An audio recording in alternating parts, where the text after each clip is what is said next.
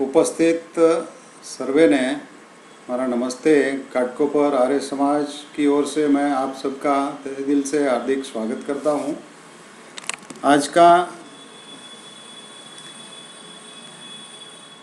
ये श्रावणी पर्व की हम शुरुआत करने जा रहे हैं। कैसा समय आया है कि हम कहीं दूर दूर बैठ के सब एक दूसरे से जुड़ के, और हम सब ने ये अनुभव किया है कि ये 2-3 महीने में जितना सब लोग इस प्रकार के कार्यक्रम में जुड़े हैं और जो लाभ प्राप्त कर रहे हैं, वो भी एक अनोखी बात है हम सब लोगों का। मेरा आवाज़ आप सबको आ रहा है? तो इस कार्यक्रम में ज़्यादा समय ना लेते हुए हम जो कार्यक्रम निर्धारित है वो हिसाब से भजन से शुरुआत करेंगे, फिर अपने विद्वान की वाणी का लाभ लेंगे। तो मैं प्राची बेन दीवानी हमारे युवा ग्रुप में से प्राची जी को विनंती करता हूं कि भजन के कार्यक्रम की शुरुआत करें। आप सभी का फिर से एक बार स्वागत। श्री प्राची दीवानी। धन्यवाद। नमस्ते जी। वेद प्रचार व्याख्यान माला के यह त्रिदिवसीय श्रावणी पर्व में मैं प्राची प्रतीक दीवानी आप सभी का हार्दिक स्वागत करती हूँ। और श्रावणी पर्व के प्रथम दिन की शुरुआत हम ईश्वर भक्ति के भजन के द्वारा करते हैं। तो आइए सुनते हैं ईश्वर भक्ति का भजन। जीवन के दाता, सांसों के स्वामी, ये नैया की पतवार तुमको है अर्पण। जीवन के दाता, सांसों के स्वामी, ये नैया की पतवार तुमको है अर्पण। प्राणों के प्यारे ईश्वर हमारे, प्राणों के प्यारे ईश्वर हमारे, तुझे तेरा सब कुछ समर्पण समर्पण। जीवन के दाता, सांसों के स्वामी, ये नैया की पतवार तुमको है अर्पण। सदा के है साथी सच्चे सहारे, तेरे थे तेरे हैं तेरे ही रहेंगे। तुम्हारी ही श्रीमत पे चलते रहेंगे, कहेंगे जो भी हम वो करते रहेंगे। दिल की दिलाराम दिल से हम कहते, दिलो झांसी ईश्वर तुझ पे है अर्पण। प्राणों के प्यारे ईश्वर हमारे, प्राणों के प्यारे ईश्वर हमारे, तुझे तेरा सब कुछ समर्पण समर्पण। जीवन के दाता, सांसों के स्वामी, ये नैया की पतवार तुमको है अर्पण। नहीं पास अपने है देने के काबिल, दाता विधाता को क्या दे सकेंगे। किए तूने हम पर एहसान इतने, कि जीवन भी देकर चुका ना सकेंगे, कि जीवन भी देकर चुका ना सकेंगे। ये महपन मेरापन, ये तखपन ये जीवन, ये संकल्प हर बोल अर्पण है धड़कन। प्राणों के प्यारे ईश्वर हमारे, प्राणों के प्यारे ईश्वर हमारे, तुझे तेरा सब कुछ समर्पण समर्पण। जीवन के दाता, सांसों के स्वामी, ये नैया की पतवार तुमको है अर्पण। तू आश विश्वास पर है भरोसा, तू ख्वाब संसार साकार सपना। अगर टूटती सांस काम आए तेरे, अहो भाग्य जीवन बने धन्य अपना। यही एक अरमा है दिल में हमारे, कि हम में दिखे तू बने ऐसा दर्पण। प्राणों के प्यारे ईश्वर हमारे, प्राणों के प्यारे ईश्वर हमारे, तुझे तेरा सब कुछ समर्पण समर्पण। जीवन के दाता सांसों के स्वामी, ये नैया की पतवार तुमको है अर्पण। जीवन के दाता सांसों के स्वामी, ये नैया की पतवार तुमको है अर्पण। कहा गया है कि मनुष्य करता वह है जो वह खुद चाहता है। मनुष्य करता वो है जो वो खुद चाहता है, और होता वह है जो ईश्वर चाहता है। तो हे मनुष्य, तू कर वो जो ईश्वर चाहता है, तो होगा वह जो तू खुद चाहता है। तो चलिए आगे बढ़ते हुए अगला भजन प्रस्तुत करने आ रही है हमारे बीच प्रसिद्धि रमेश सिंघानी। तो आइए सुनते हैं प्रसिद्धि को। नमस्ते जी। पानी से तन शुद्ध करो, मन शुद्ध करो सच्चाई से। पानी से तन शुद्ध करो, मन शुद्ध करो सच्चाई से। विद्या तप से शुद्ध आत्मा, बुद्धि ज्ञान पढ़ाई से। पानी से तन शुद्ध करो। विद्या और तपस्या से यह शुद्ध आत्मा होती है। वेद ज्ञान की पावन धारा भीतर के मल धोती है।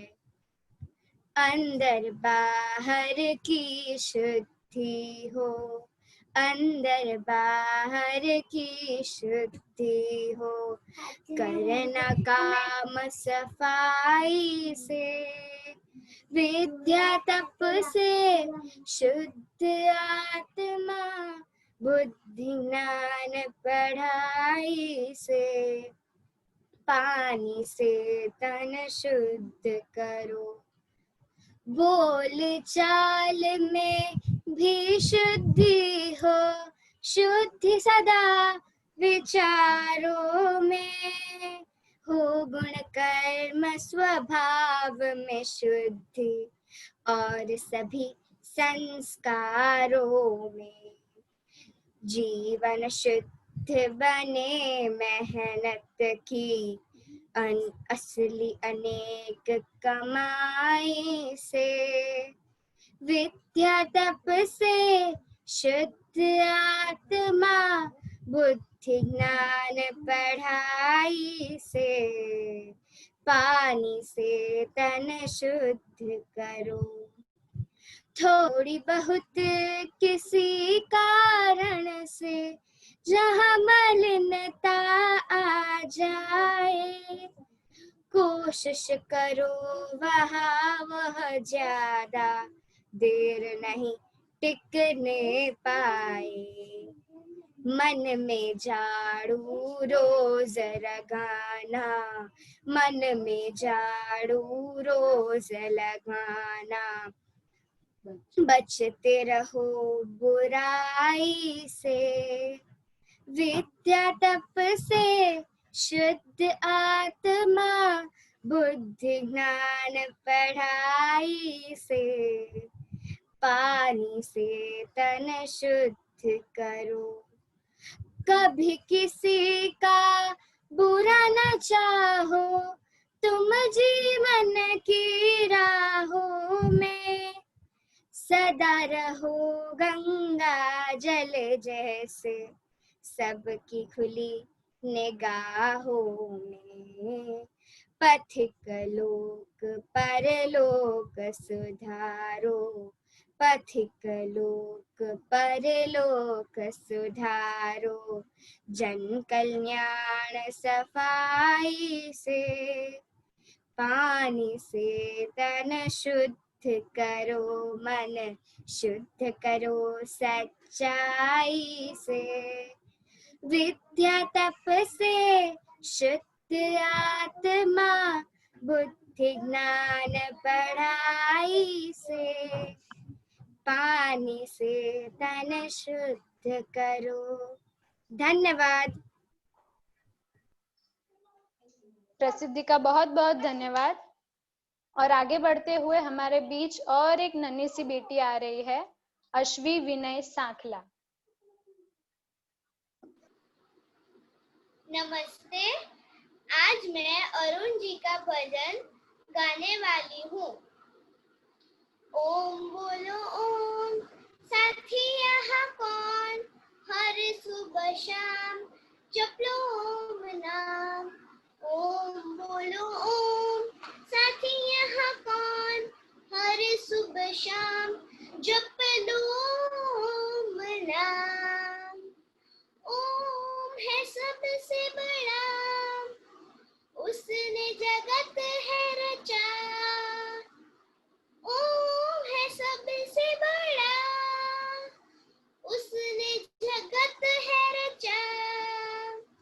पापा बोले ओम, मैं भी बोलूं ओम, तुम भी बोलो ओम। ओम बोलो ओम, पापा बोले ओम, मैं भी बोलूं ओम, तुम भी बोलो ओम। ओम बोलो ओम, ओम की महिमा बड़ी, उससे है धरती खड़ी। ओम की महिमा बड़ी, उससे है धरती खड़ी।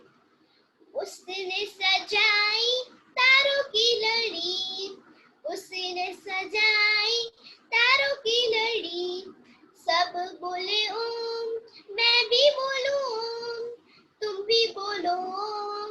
ओम बोलो ओम, सब बोले ओम, मैं भी बोलूं ओम, तुम भी बोलो ओम। ओम बोलो ओम, ओम है निराकार, सबका है वो आधार। ओम है निराकार, सबका है वो आधार। वो ही है जीवन सार, वो ही है जीवन सार। हर पल ओम, हर क्षण ओम, हर पल ओम, हर क्षण ओम। मैं भी बोलूं ओम, तुम भी बोलो ओम, मैं भी बोलूं ओम, तुम भी बोलो ओम। ओम बोलो ओम, साथी यहाँ कौन, हर सुबह शाम जप लो ओम नाम। ओम बोलो ओम, साथी यहाँ कौन, हर सुबह शाम जप लो ओम नाम। धन्यवाद। अश्वी का बहुत बहुत धन्यवाद। और अब हमारे बीच में अगला भजन लेकर आ रहे हैं जो आज के मुख्य वक्ता के शिष्या है और जो आर्ष कन्या गुरुकुल से लाइव हमारे बीच सुमधुर कंठ की धनी ऐसी सीमा जी एक भजन प्रस्तुत करने वाली है। तो सीमा जी, आपका स्वागत करते हैं। आइए अपना भजन प्रस्तुत कीजिए।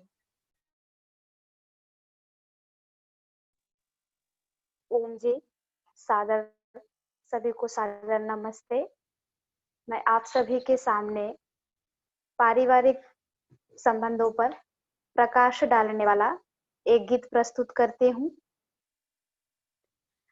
जिस घर में हो प्यार, हो पितरों का सत्कार, खुश रहते हो नर नार, वो घर कितना सुंदर है, वो घर कितना सुंदर है।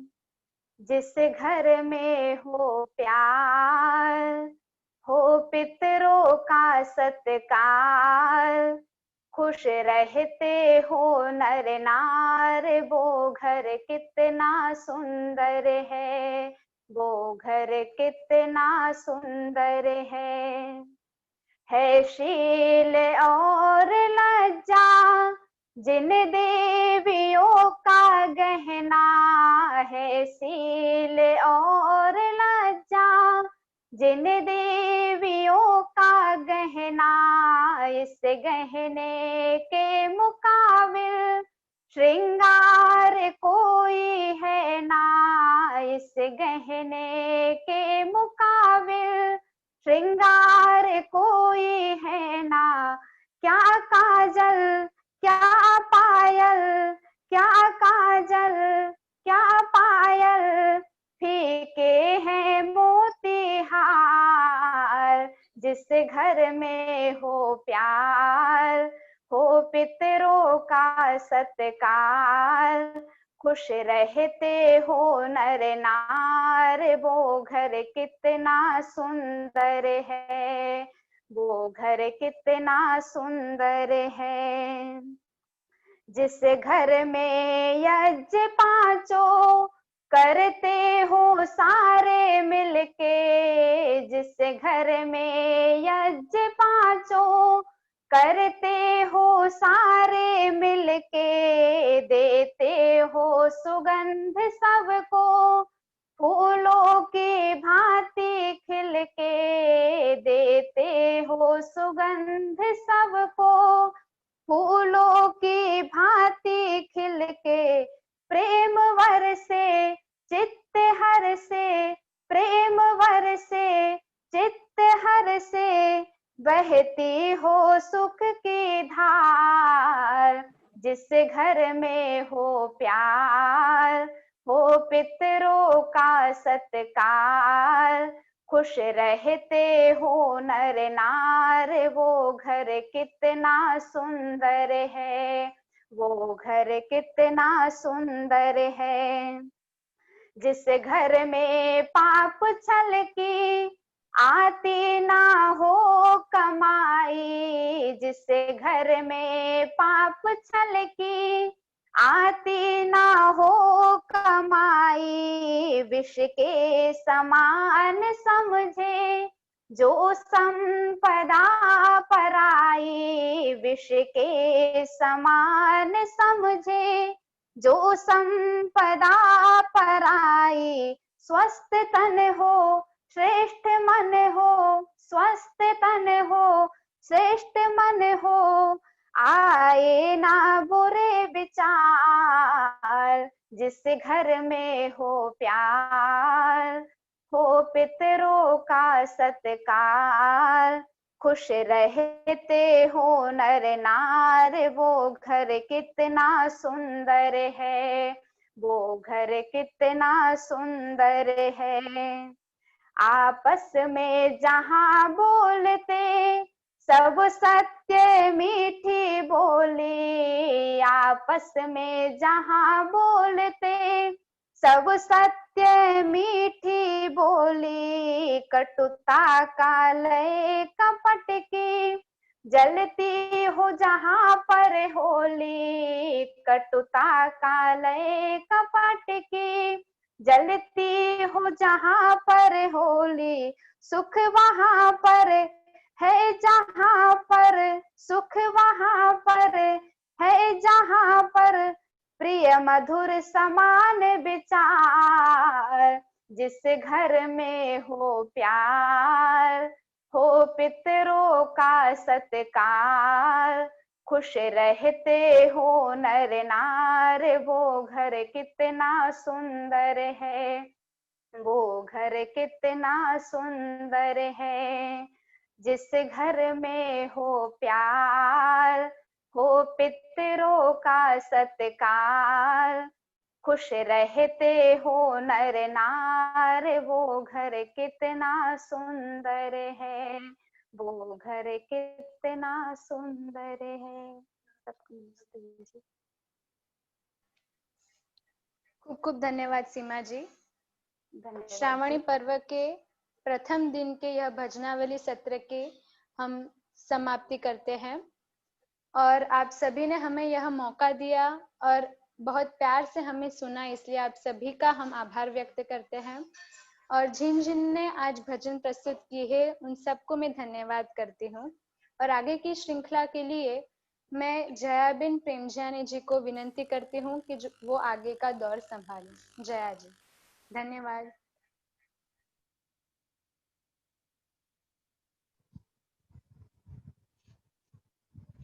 नमस्ते। आइए आप सभी का घाटकोपर आर्य समाज की ओर से हार्दिक स्वागत करती हूँ। मित्रों, आज का जो ये समय है, ये जो रात्रि की बेला है, ये बेला मुझे सुगंधित महसूस हो रही है।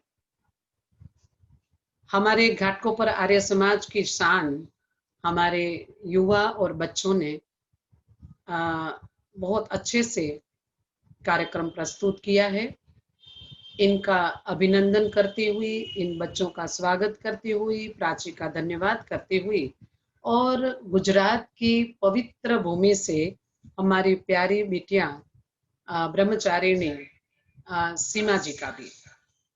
आइए अब हमारे बीच आचार्य, माननीय आचार्य शीतल जी प्रस्तुत होने जा रही है। हम उन्हें आमंत्रित करते हैं। आचार्य शीतल जी हमारी पुत्री है, हमारी गुरु है। वंदनीय शीतल जी, कमाल का परिचय है इनका।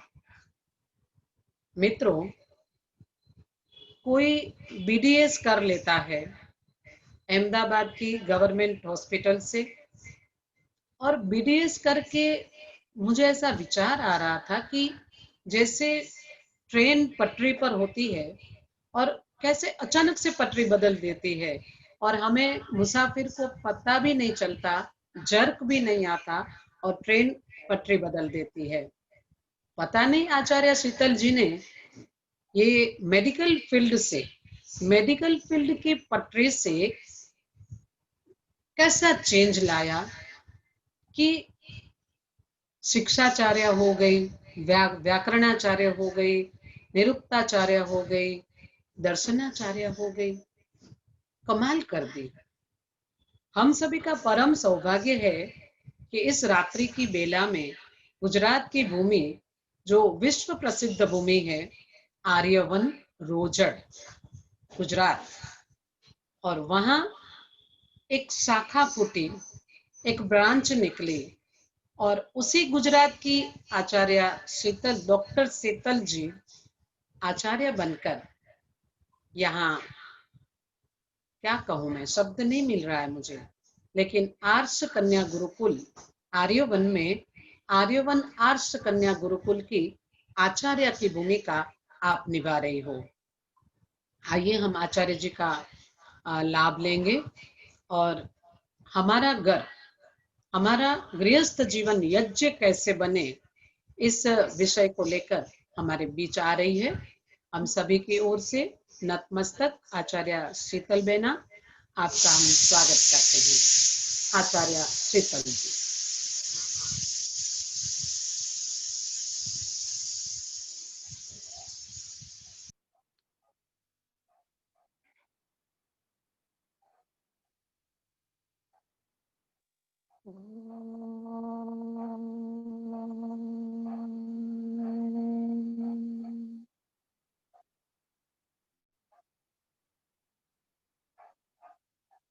वसतु मां सद्गमय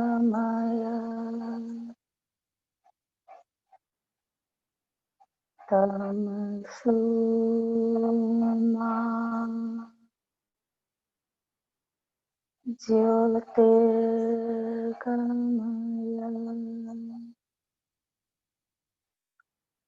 मृत्योर्मा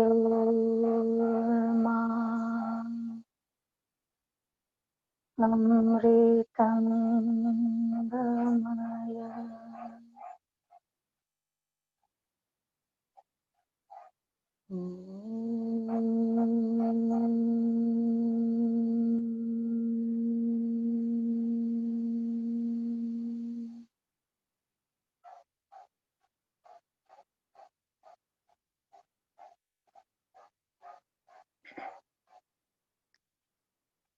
श्रावणी त्रिदिवसीय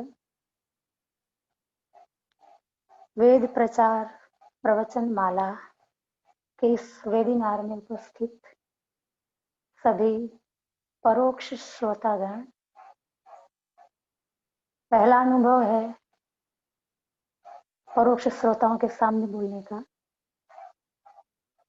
और धन्यवाद करना चाहूंगी आर्य समाज घाटकोपर, आर्य महिला समाज घाटकोपर, आर्य युवा पावरफुल ग्रुप घाटकोपर का, कि जिन्होंने इस कार्यक्रम को आयोजित किया। ज्यादा तो इस कार्यक्रम के बारे में मुझे जानकारी नहीं है, पर प्रतिवर्ष चलने वाला ये कार्यक्रम है और इस वर्ष उन्होंने मुझे भी याद किया। वैसे मेरा काम चार दीवारी में बंद होकर के निर्माण का कार्य है, पर गंगा क्योंकि घर पर आई थी, घर से बाहर भी नहीं जाना था, तो सोचा कि चलो आप लोगों के साथ दो पल जीवन के ऐतिहासिक क्षण व्यतीत कर लूं। सभी श्रोताजनों का मैं पुनः हार्दिक धन्यवाद करती हूँ, और विशेषकर इस कार्यक्रम के आयोजकों का, कि इस कोरोना के विकट काल में जब लोगों के पास बहाना है कि इकट्ठा नहीं हो सकते, सरकार की ओर से भी मना है और डर भी है, कोई नहीं चाहता कि सब इकट्ठा हो, सब अपने अपने घरों में रहें, हम सब चाहते हैं, तो अच्छा बहाना था आराम से घर में जिंदगी गुजारने का, मन मर्जी से जीने का। पर ईश्वर की कृपा है हम पे कि ऐसे समय में भी हमको सत्संग का विचार आया, हम सत्संग के लिए एकत्रित हुए, स्वाध्याय के लिए एकत्रित हुए, अपने कुछ नए विचार जानने के लिए एकत्रित हुए हैं। ईश्वर की हम पर महती कृपा है। परम पिता परमात्मा का धन्यवाद करते हुए हम आगे बढ़ेंगे अपने जीवन यात्रा की ओर, जिस पर हम कई बीते वर्षों से चलते आ रहे हैं। ऐसा अनोखा सफर है कि जिसकी शुरुआत हमारे हाथ में नहीं है और जिसका अंत भी हमारे हाथ में नहीं है, जबकि सफर हमारा है, हम ही यात्री हैं। पर कब शुरुआत करनी है किसी ने नहीं पूछा है, और इस सफर का अंत कब करना है, कैसे करना है, कोई नहीं पूछेगा। यद्यपि शुरुआत कब होगी, अंत कब होगा, कोई नहीं पूछता, पर हमको शिकायत भी तो नहीं है, किसी ने पूछा नहीं, हमने स्वीकार भी कर लिया है और हम मजे से इस रास्ते पर चल रहे हैं। और रास्ता भी ऐसा है कि चलना ही होगा, क्योंकि ये रास्ता संसार से होकर के गुजर रहा है, और संसार का अर्थ होता है सतत संसरण। सतत गति जहां पर है उसको जगत कहते हैं। तो क्योंकि हमारे जो रास्ते हैं वो सारे रास्ते इस संसार से होकर के गुजर रहे हैं, सारे ही रास्ते इस जगत से होकर के गुजर रहे हैं। ये शब्द ही हमको कह रहे हैं कि रुकना नहीं है, चलना है, चाहे थक जाओ, चाहे उब जाओ, चाहे प्रसन्न हो, जैसा भी लगे, चलना तो अनिवार्य है, रुकने की अनुमति नहीं है। वेद का मंत्र भी कहता है कुर्वन्नेवेह कर्माणि, कुछ ना कुछ तो करते ही रहना पड़ेगा। तो जब इस रास्ते पे चलना ही है, सबको चलना है, तो फिर अच्छा होगा, बुद्धिमत्ता इसमें है कि हम इस रास्ते के जो नीति नियम है उसको जान लें। क्योंकि लोक में भी जब हम किसी रास्ते पर चलते हैं तो हम उसका अता पता पहले कर लेते हैं कि भाई ये रास्ता कहाँ जा रहा है, रास्ता कैसा है, उसमें चलने के लिए क्या आवश्यकताएं हैं, ये सारी जानकारी हम पहले जुटा लेते हैं। जिसके पास जितनी उत्तम जानकारी होगी और उस जानकारी के अनुसार जो व्यक्ति जितना अच्छी तरह से चलने का प्रयास करेगा, नियम का पालन करने का प्रयास करेगा, उसकी यात्रा उतनी सहज और सरल होगी, आनंददायक होगी। तो ये जिंदगी भी हमारा एक रास्ता है, जीने का जो ढंग है, ये ढंग भी एक रास्ते से कम नहीं है, यात्रा है ये, हम यात्री हैं। गाड़ियां हो सकती है बदल जाए, आज हम एक गाड़ी में बैठ करके यात्रा कर रहे हैं, हो सकता है अगले जीवन में गाड़ी बदल जाएगी, दूसरी होगी, तीसरी होगी, चौथी होगी, पता नहीं कितनी गाड़ियों में बैठ करके आए हैं, आगे पता नहीं कितनी गाड़ियों में और बैठेंगे, पर यात्रा तो जारी रहेगी। तो यात्रा जब करनी है तो नीति नियम को हम जान लें कि इस यात्रा के नीति नियम क्या है। तो आज जो हम इस समय बैठे हैं, कोशिश मैं करूंगी समय की मर्यादा में रहते हुए कि इस सफर के जो नियम है, प्राय तो हमको जानकारी है ही, पर कभी कभी हम आलस्य कर देते हैं, जानकारी होते हुए भी हम उसका पालन करना नहीं चाहते हैं, कभी कभी हम भूल जाते हैं। तो ये क्षण है, ये पल है, तो यदि आलस्य प्रमाद है तो उसको हटाने की, यदि भूल गए हैं तो उसको याद कर लेने की, और यदि जानकारी नहीं है तो जानकारी प्राप्त कर लेने की। तो इस रास्ते में चलने के नियम क्या है, और क्योंकि हम परिवार में रहते हैं तो इस रास्ते में जो चल रहे हैं उसमें परिवार भी साथ में जुड़ा हुआ है, हम अकेले नहीं, हमारे साथ कई लोगों का मेला भी जुड़ा हुआ है। तो सबके साथ हम मिलते हुए सुख से, प्रसन्नता से, स्वयं भी सुखी हुए तो औरों को भी सुख देते हुए, और देखने वाले भी प्रसन्न हो जाएं, आनंदित हो जाएं, इस तरह से हम कैसे चलें इस रास्ते पे, उसके ऊपर कुछ मैं प्रकाश डालने का प्रयास करूंगी। शास्त्र के अनुसार हमारे शास्त्र क्या कहते हैं। तो जब हमारी यात्रा शुरू होती है, भले हमको पता नहीं कब शुरू होगी, कहाँ से शुरू होगी, पर पहली सांस आकर के हमारे कान में कहेगी कि यात्रा शुरू हो गई, हम चलना शुरू कर देंगे। तो शास्त्र कहते हैं हमारे जीवन की जो पहली क्षण होती है, हम जब पहली सांस लेते हैं, माँ के कोख से जब हमारा जन्म होता है तब हम पशु होते हैं। माँ कभी मनुष्य को जन्म नहीं देती, माँ हमेशा पशु को ही जन्म देती है। 5 वर्ष तक वो मनुष्य के रूप में, मनुष्य के चोले में वो जो बच्चा है वो माता पिता के पास रहता है। ये जीवन यात्रा की शुरुआत हुई।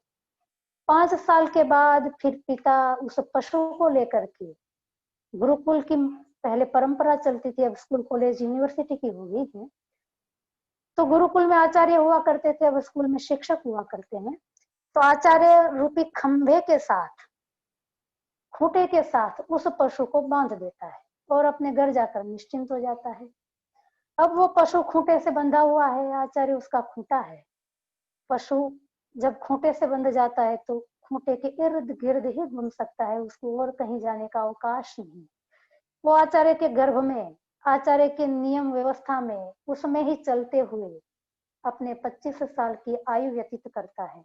जब 25 साल का हो जाता है तब वो पशु पुनः जन्म लेता है। अब जो जन्म लेता है वो आचार्य की पेट कोख से जन्म लेता है, और अब जो जन्म होता है तब वो पशु नहीं, मनुष्य के रूप में जन्म लेता है। उसको मानव कहते हैं, उसको मनुष्य कहते हैं।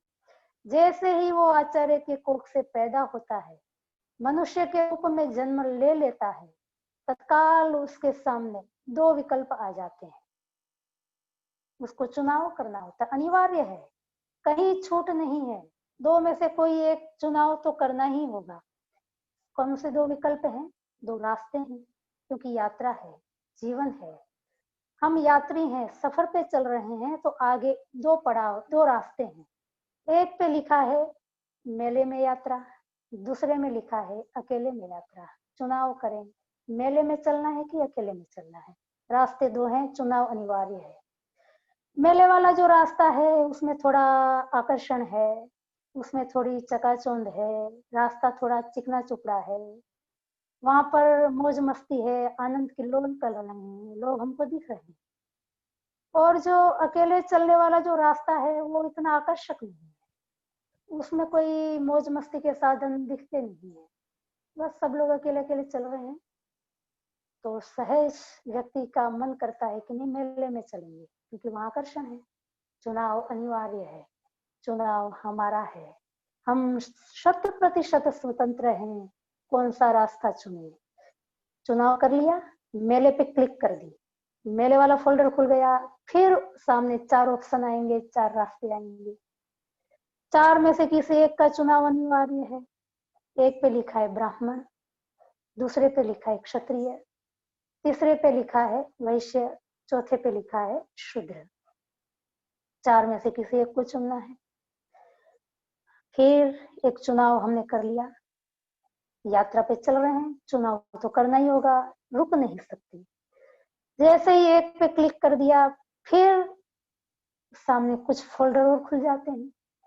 यदि वो चुनाव करने वाला व्यक्ति स्त्री है, लड़की है, तो सामने कुछ लड़के के चित्र होंगे, और यदि वो लड़का है तो सामने कुछ लड़कियों के चित्र होंगे। फिर चुनाव करना है। चुनाव हर वक्त हमारे हाथ में है, हम स्वतंत्र हैं किसको चुने। क्योंकि मेले में चलना है तो चुनाव करना पड़ेगा, बिना साथी के मेला बनेगा नहीं। चुनाव करेंगे, किसी एक को चुनेंगे। लड़की है तो लड़के का चुनाव कर लिया, लड़का है तो लड़की का चुनाव कर लिया। जैसे ही दोनों ने चुनाव कर लिया, तत्काल दोनों का मेल हो जाता है, मेला शुरू हो जाता है। पर एक वैशिष्ट्य यहाँ पर देखना है कि वो जो चुनाव होता है वो अग्नि की साक्षी में होता है। अग्नि की साक्षी में, अग्नि जो प्रकाश का, ऊर्जा का, ऊष्मा का प्रतीक है। अग्नि की साक्षी में लड़की लड़के का चुनाव करती है, लड़का लड़की का चुनाव करता है। प्रकाश अग्नि की साक्षी में जब करते हैं तो वो प्रकाश जो है वो प्रतीक है कि हम पूर्ण ज्ञान के साथ, पूर्ण होशो हवास में चुनाव कर रहे हैं। ऊर्जा जो है वो उत्साह का प्रतीक है, आनंद का प्रतीक है। पूर्ण आनंद के साथ, पूर्ण उत्साह के साथ चुनाव किया जा रहा है।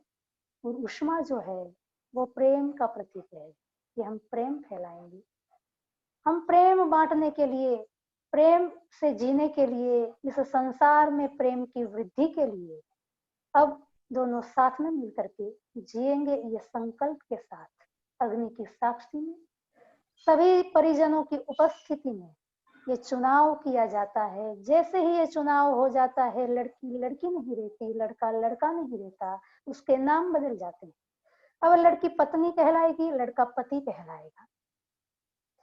और ये पति पत्नी का जोड़ा फिर आगे साथ साथ चलेगा, क्योंकि मेले का चुनाव किया था, अब मेला सजने लगेगा। तो वैशिष्ट एक यहाँ पर ध्यान देने की बात यह है कि पति पत्नी और एक पितृ शब्द है, तीनों के अंदर एक अक्षर समान है और वो अक्षर है प। और इस प अक्षर का मतलब होता है, अर्थ होता है रक्षा करने वाला। पत्नी किसको कहते हैं? रक्षा करने वाली शक्ति का नाम पत्नी है। रक्षा करने वाली शक्ति का नाम पति है और रक्षा करने वाली शक्ति का तीसरा नाम पिता है। शक्ति एक ही है, पर क्योंकि उसके कार्य क्षेत्र बटे हुए हैं इसलिए उसके नामकरण भी 3 तरह के हो गए हैं। एक विशेष कार्य जब करती है यही शक्ति तब पत्नी कहलाती है, जब एक विशेष कार्य करती है तब इसी शक्ति का नाम पति हो जाता है, और जब एक विशेष कार्य का चुनाव करती है तब इसी शक्ति का नाम पिता हो जाता है। पर ये पिता का जन्म होता कैसे है? जैसे ही अग्नि की साक्षी में वो पत्नी शक्ति और पति शक्ति दोनों जब मिलते हैं वैसे ही एक पितृशक्ति का निर्माण होता है। जैसे ही पति पत्नी ने हाथ मिलाया, साथ में चलने का संकल्प किया, वैसे ही अब दोनों शक्तियां मिल जाती है। अब मिलकर के उनका नाम पितृशक्ति बन जाता है। अब वो पिता कहलाएंगी। पिता कहलाएंगे उसका मतलब ये नहीं है कि अब माता नहीं है। शास्त्र के अंदर पिता शब्द के अंदर माता आ जाती है, पुत्र के शब्द के अंदर पुत्री आ जाती है, भाई के अंदर बहन आ जाती है, पति के अंदर पत्नी भी समा जाती है। तो शास्त्र की एक मर्यादा है, क्योंकि शब्द की एक मर्यादा होती है। मर्यादित प्रयोग शब्द के द्वारा हम कर पाते हैं, तो उस सीमा रेखा में इस तरह के अर्थशास्त्रों में किए जाते हैं। तो ऐसा नहीं सोचना चाहिए कि भाई पिता का नाम लिया जा रहा है कि माँ की कोई कीमत नहीं, पुत्र की चर्चा की जा रही है, बेटियों की कोई कीमत नहीं, ऐसा नहीं है। पुत्र के अंदर पुत्री भी समाहित है और पिता के अंदर माता भी समाहित है। तो जैसे ही पति पत्नी दोनों मिलते हैं वैसे ही पितृशक्ति जन्म ले लेती है और पिता है। तो पिता झगड़ा होता है बाप और बेटे में। बेटा कहता है मैं बड़ा, बाप कहता है मैं बड़ा। कौन बड़ा? बेटे पिता कहता है, बाप कहता है कि मैंने जन्म दिया तो मैं बड़ा। बेटा कहता है कि जन्म तुमने कहाँ दिया है? बाप तो मैंने बनाया है, मैं बड़ा आपसे। झगड़ा चलता है बाप बेटे का, कौन बड़ा? तो समाधान आप कर लीजिए। यहाँ पर भी जैसे ही पिता उत्पन्न होता है, पितृशक्ति जन्म लेती है, तो सामने पुत्र भी जन्म ले लेता है, क्योंकि बिना पुत्र के पिता होता नहीं। पिता शब्द में ही ये समाया हुआ है कि जरूर इसका कोई न कोई पुत्र होगा। बिना पुत्र के पति पति ही रहता है, पत्नी पत्नी ही रहती है, वो पिता का रूप धारण नहीं कर सकते हैं।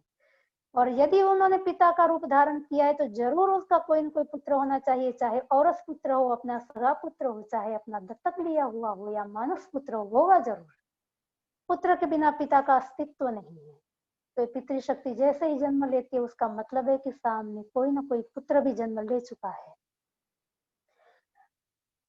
तो अब हम बात कर रहे हैं जीवन यात्रा की। जीवन यात्रा चल पड़ी है, पशु से हम पिता तक की यात्रा कर चुके हैं। जैसे ही जन्म लिया था पशु था, पशु से मनुष्य बना, फिर चुनाव करते करते यात्रा में आगे बढ़ा, तो अब पिता की गरिमय पोस्ट पर वो आ चुका है। अब उसको पिता की जिम्मेदारी निभानी है। जब हम लोक में भी यात्रा करते हैं तो लोक की यात्रा करते समय भी कुछ नियम होते हैं, और उस नियम के भी कुछ विभाजन हम करना चाहें तो कर सकते हैं तीन रूप में। कि कुछ ऐसे नियम होते शाश्वत नित्य नियम होते, उनका पालन सबके लिए अनिवार्य होता है। कि जैसे रास्ते पे दाएं चलना है तो बस दाएं ही चलना है, आप बाएं चलना है तो बाएं ही चलना है, दाहिनी ओर नहीं चल सकते। लाल सिग्नल आता है तो आपको खड़ा रहना है, हरी बत्ती हो जाए तो चलना है, जेब्रा आ जाए तो थोड़ा सावधानी से चलना है। ऐसे कुछ कुछ नियम है, नित्य नियम है, सबको ही पालन करने हैं।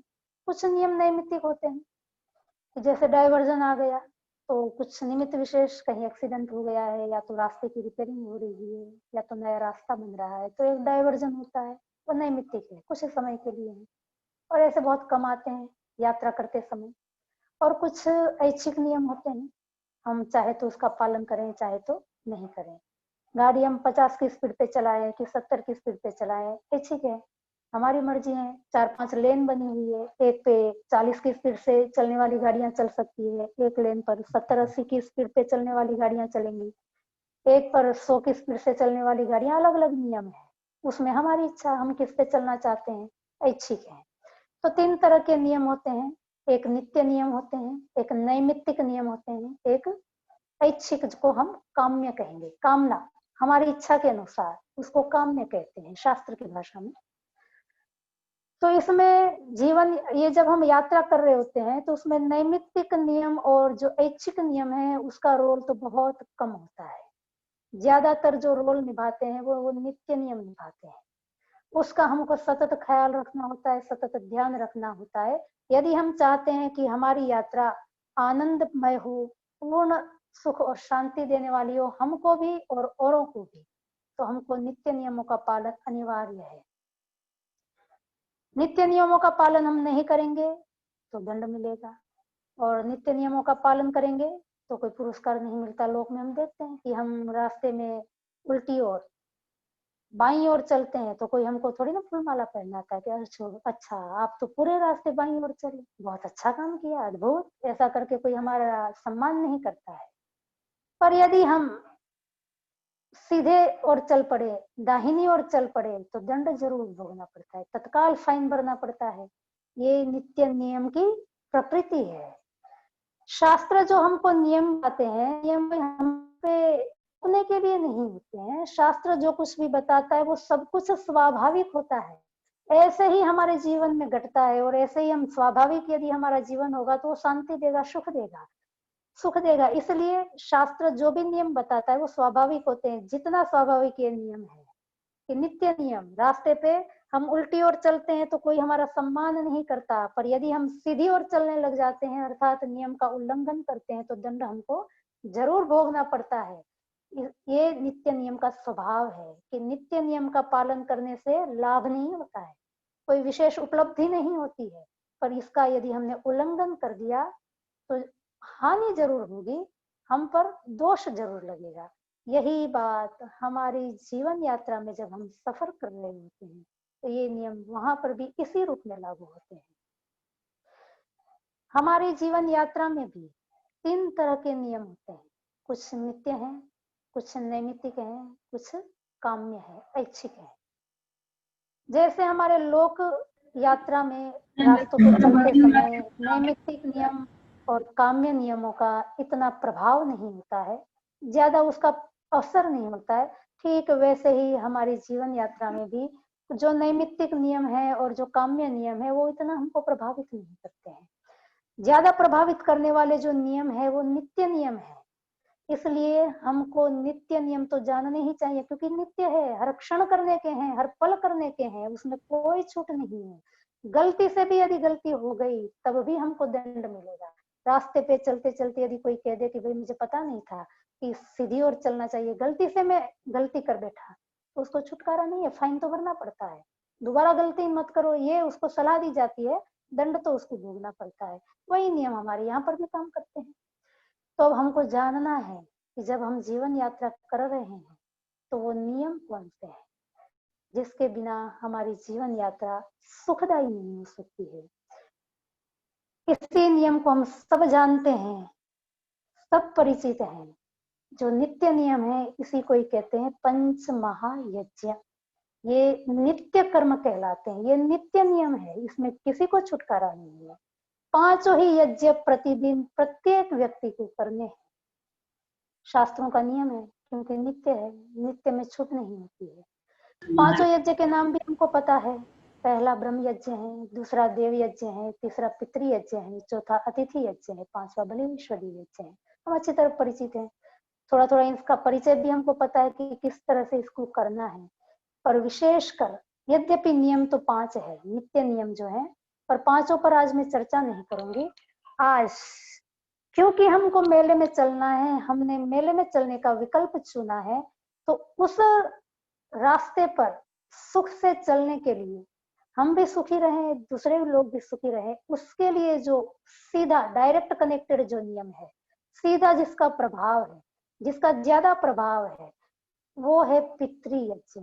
तो आज मैं थोड़ा पितृयज्ञ का जो स्वरूप है उस पे चर्चा करूंगी, क्योंकि वो जो दो शक्तियां थी, पत्नी शक्ति और पति शक्ति, दोनों मिलकर के अब पिता का रूप ले चुकी है, तो अब उसके ऊपर पितृयज्ञ के नियम लागू हो जाएंगे।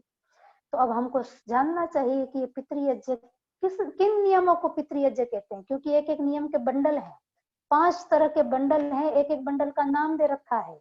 एक बंडल ब्रह्म यज्ञ है, एक बंडल देव यज्ञ है, एक बंडल का नाम पितृयज्ञ है, एक का नाम अतिथि यज्ञ है या नृ यज्ञ कह दे, और एक का नाम बलि विश्वदेव यज्ञ है।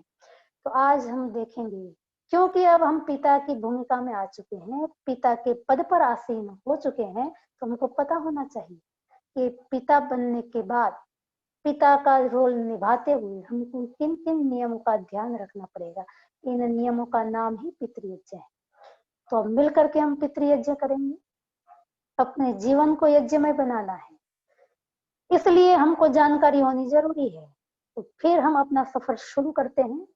पशु से पिता तक तो पहुंच ही गए थे, अब पितृयज्ञ किसको कहेंगे? पिता संबंधित, पितृ शब्द कहो, चाहे पिता कहो, चाहे पितर कहो, इन तीन में से आपको जो भी शब्द समझ में आए आप उसका चुनाव कर सकते हैं। तीनों का एक ही अर्थ है, एक ही व्यक्ति के लिए तीनों का प्रयोग किया जाता है, पितर भी, पितृ भी और पिता भी।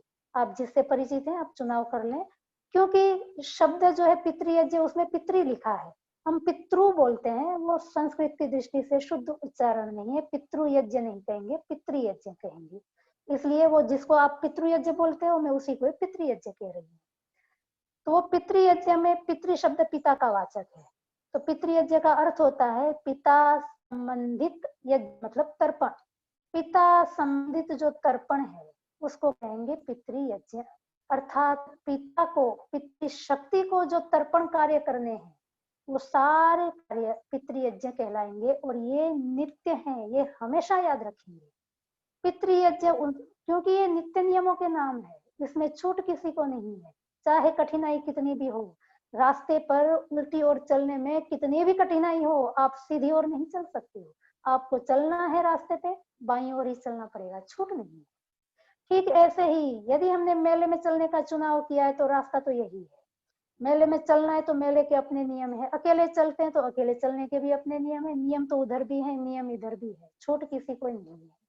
सारे एक शाश्वत सत्ता के अंतर्गत सभी चीजें बंधी हुई है, हम अकेले बंधे हुए नहीं है, जड़ भी तो जगत बंधा हुआ है, चेतन सारा जगत बंधा हुआ है, हम भी उसके साथ बंधे हुए, सारे नियम में चल रहे हैं। सारी जड़ सृष्टि को आप देखें, सारी जड़ सृष्टि नियम में चल रही है, आराम से चल रही है। और हमको कठिनाई क्यों होती है?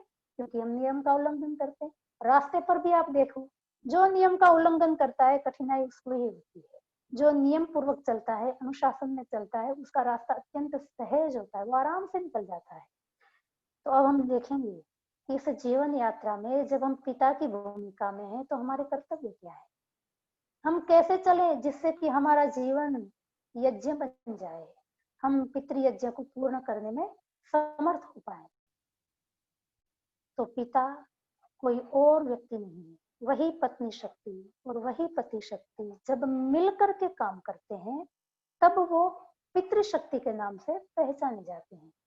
पत्नी शक्ति अकेला अपना कुछ काम करती है अपने कार्य क्षेत्र में तब वो पत्नी है, पति शक्ति भी अपने कार्य क्षेत्र में अकेला अकेला काम करता है तो वो पति है। पर जब दोनों मिलकर के कोई कार्य करते हैं तब न वो पत्नी है न वो पति है, दोनों पिता की भूमिका में होते हैं।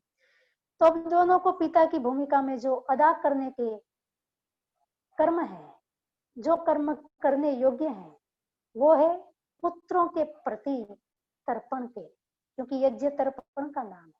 तर्पण किसका करेंगे? पिता है तो पुत्र का तर्पण करना है। हम जिस जिसके पिता हैं उन सबका तर्पण हमारा नैतिक कर्तव्य है, नित्य कर्तव्य है, हमारी अनिवार्य जिम्मेदारी है, उससे हम छूट नहीं सकते चाहे कठिनाई कितनी भी हो। अब पुत्र कौन है? पिता तो हम हो गए, अब हमको पता चलना चाहिए मेरा बेटा कौन है, मेरा पुत्र कौन है। तो हमने देखा था पितृशक्ति का जन्म जैसे ही अग्नि की साक्षी में पत्नी शक्ति और पति शक्ति ने हाथ से हाथ मिलाया, दोनों एक हो गए, वैसे ही पितृशक्ति जन्म ली, उसी क्षण पुत्र शक्ति भी जन्म ले लेती है, क्योंकि बिना पुत्र के पिता होता नहीं है। तो पुत्र का जन्म तभी हो गया था। वो पुत्र कौन सा है? शास्त्र कहता है, शास्त्र क्या वेद कहता है कि वो पुत्र उस पत्नी और पति के रूप में मिली हुई शक्ति का जो पिता था, अब तक जो पितृभूमिका में था, वो आज से उसका पुत्र बन जाता है। वो पति पत्नी दोनों मिलकर के पिता बन जाते हैं और अब तक जो पिता की भूमिका में था वो आज से उनका पुत्र बन जाता है। पुत्र का मतलब क्या होता है? अपने जीवन को देख लें। हम जब पुत्र थे तो वही उस पुत्र का मतलब क्या था? उस पुत्र का मतलब यही तो था कि पिता उस पुत्र की जिम्मेदारी निभाता था, सारी आवश्यकताएं पूरी करता था, अपनी इच्छाएं कम करके पुत्र की इच्छाओं को पूरी करता था। कितना भी कष्ट उठाना पड़े, कितनी भी बाधाएं उठानी पड़े, पुत्र की उन्नति में कभी बाधक नहीं बनता था। पुत्र के जीवन में अधिक से अधिक सुख कैसे आए, पुत्र मेरा आनंद में कैसे रहे, वो कैसे अधिक से अधिक प्रसन्न रहे, उसका जीवन सहज और स्मूथ लाइफ वो कैसे जिए, हर पल उसको उसकी चिंता हुआ करती थी। उस शक्ति का नाम पितृशक्ति था। अब वही जिम्मेदारी हमको उठानी है। अब वो जो हमारी चिंता करने वाली शक्ति थी वो पुत्र के रूप में आ गई है। जो हम पुत्र के रूप में थे अब पिता की भूमिका में आ गए हैं। तो हमारी पहली जिम्मेदारी बनती है, जैसे ही पिता बन जाते हैं, हमारा जो पिता था उसकी जिम्मेदारी हम अपने कंधों पे उठाएं, उसको हम पूछें, उसकी आवश्यकताओं को हम देखें, जाने क्या उसकी आवश्यकता है। वो नहीं बोल रहे हैं, हमको खोज करनी होगी, उनको क्या चाहिए, उनके साथ बैठना होगा, उनके सुख दुख में भागीदार बनना होगा। उनका सुख किस में है, उसका आनंद किस में है, ये हमको खोजना होगा और तद अनुसार हमें व्यवहार करना होगा। तो ये पहले स्तर का हमारा पितृयज्ञ का कर्म है कि हम अब तक जो हमारा पिता था वो जो पुत्र बन गया है उसके प्रति वो कर्म करने हैं जिससे कि वो तृप्त हो जाए। तर्पण उसको कहते हैं जिससे कि पुत्र तृप्त हो, माता पिता तृप्त हो जाए, ऐसे हर कर्म को पितृयज्ञ कहेंगे। ये पहले स्तर का पितृयज्ञ है, अनिवार्य है। समय की मर्यादा इसलिए संक्षेप में वर्णन करूंगी। अब दूसरे स्तर पे जाएंगे। पति पत्नी साथ मिलकर के गृहस्थ के रास्ते पर अपनी जीवन यात्रा पर आगे बढ़े हैं। पिता रूप पुत्र को उसके प्रति जो जिम्मेदारी है वो तो निभा ही रहे हैं। अब उसका अपना भी एक बेटा जन्म ले चुका है, वो भी उनका पुत्र है, जिसको हम कहते हैं कि पशु के रूप में जब हम जन्म लेते हैं, पशु ही सही, माता पिता को तो वो बेटा है। शास्त्र उसको पशु कहता है। पशु इसलिए कहता है क्योंकि अज्ञ होता है, ज्ञानी होता है। पशु उसको कहते हैं जिसके पास ज्ञान नहीं है, क्योंकि छोटा बच्चा है, ज्ञान नहीं है, गुरु के पास ज्ञान लेने ही तो जाता है। उस पुत्र का 5 वर्ष तक माता पिता को लालन पालन करना है, ज्यादा नहीं करना है। दूसरे स्तर पे जो पितृयज्ञ निभाना है वो केवल 5 साल ही निभाना है। 5 साल के बाद तो गुरु देखने वाला है, पर वो 5 साल उससे पहले जैसे ही हम पितृ भूमिका में आए थे, इस पुत्र के जन्म के लिए तैयारी तो वहीं से ही शुरू हो जाएगी। 5 साल तो पुत्र के साथ निभाएंगे और उस पुत्र को इस संसार में लाने के लिए जो तैयारी करनी है वो तो हमारी विवाह संस्कार का जो मंडप था, जहां पर हमने अग्नि की साक्षी में 4 फेरे लिए थे या तो 7 फेरे लिए थे, वहीं से शुरू हो जाती है।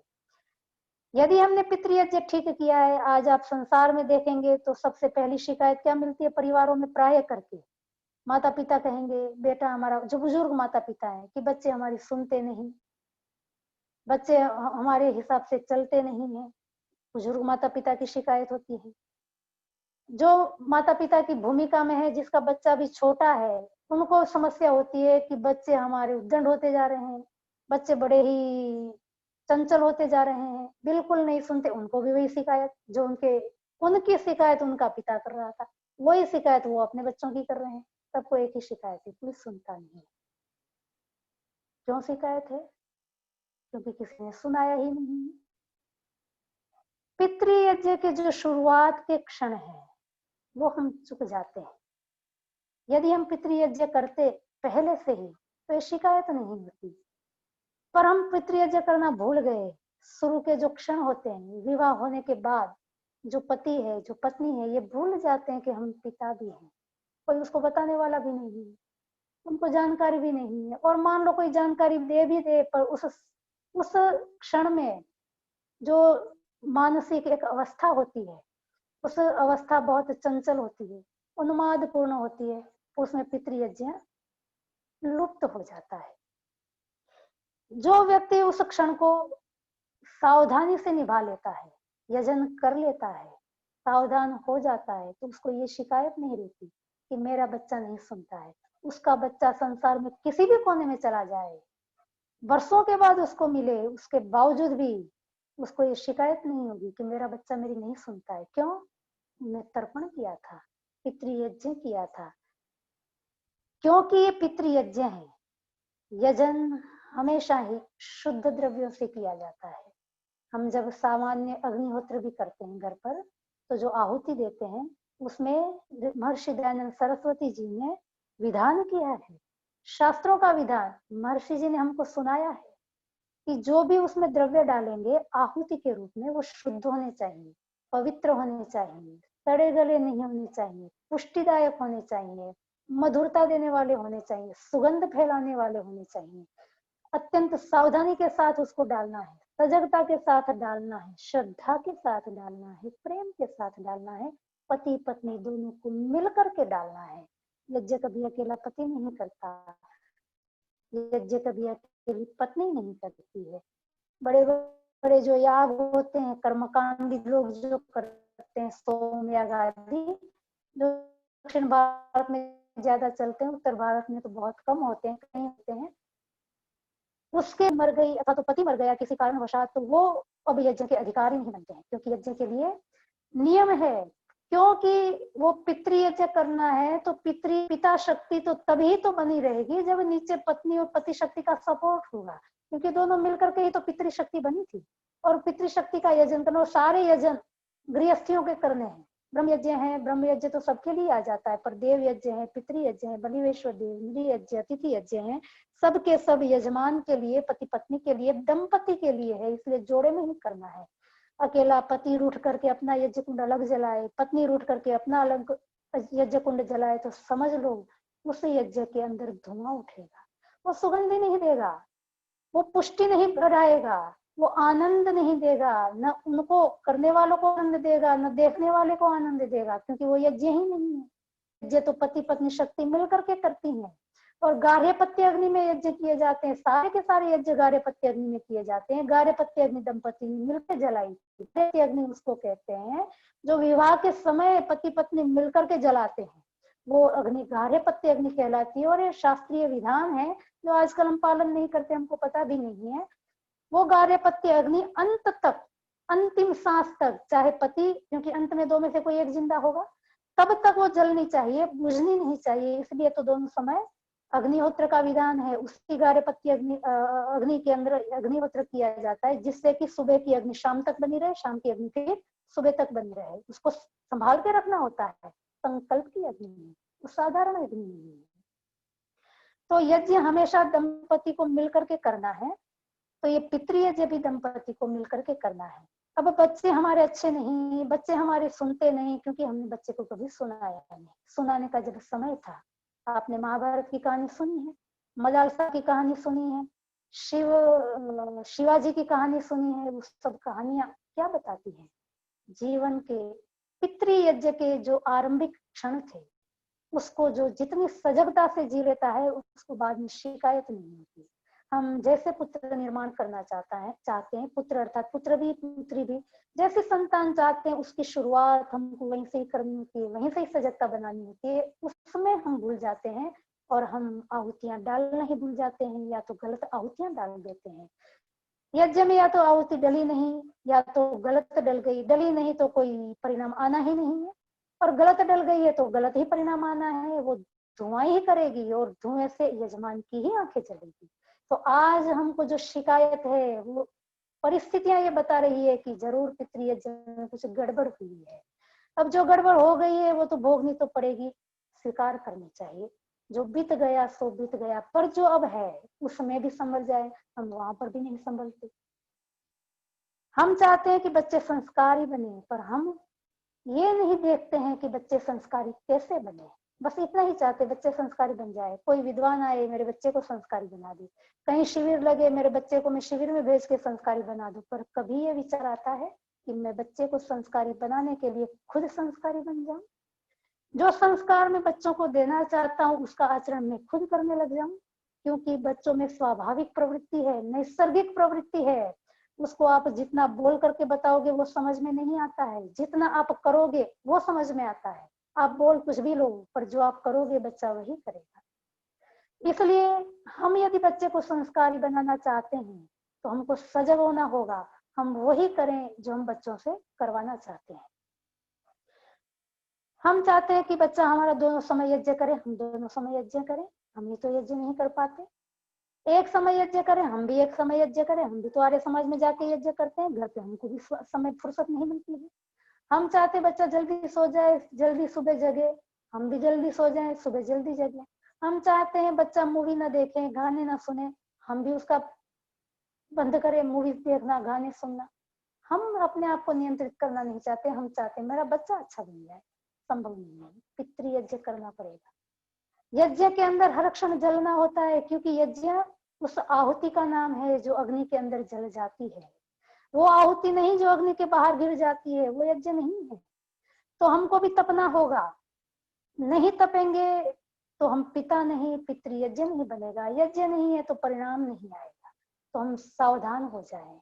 हम चाहते हैं कि बच्चे शिष्टाचार में रहे, तो वो शिष्टाचार हमको अपनाना पड़ेगा।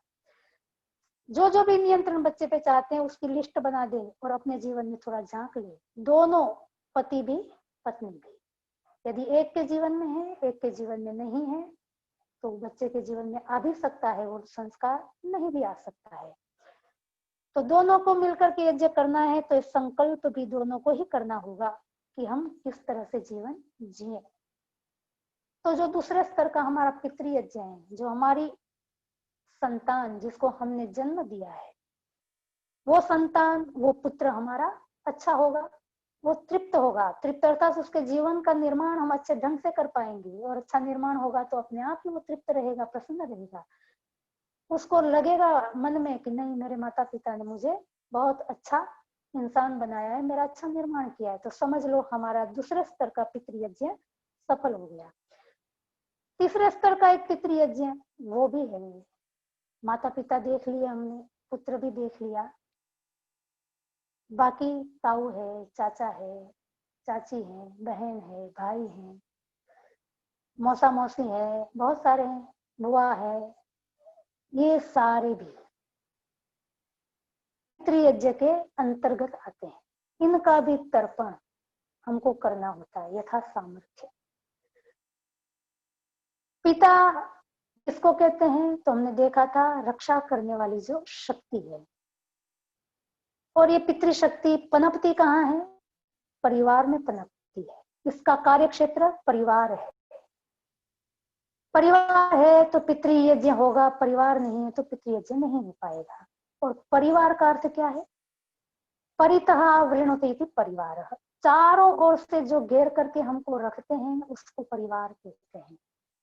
उसमें चारों ओर से घेर करके रखने वाले कौन?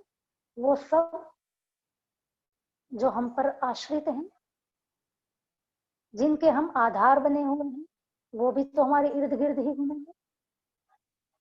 और वो सब जिनके ऊपर हम आश्रित थे, जिनके कारण से हमारा जीवन निर्माण हुआ है, वो भी तो हमारे इर्द गिर्द ही रहेंगे। तो ये सब जिसके हम आधार हैं और जिसके हम आधार, दोनों ही, आश्रित भी, जो हम पर आश्रित हैं वो भी, और जिस पे हम आश्रित थे वो भी, वो सब के सब हमारे इर्द गिर्द रहने वाले हैं। इन्हीं को ही परिवार कहते हैं।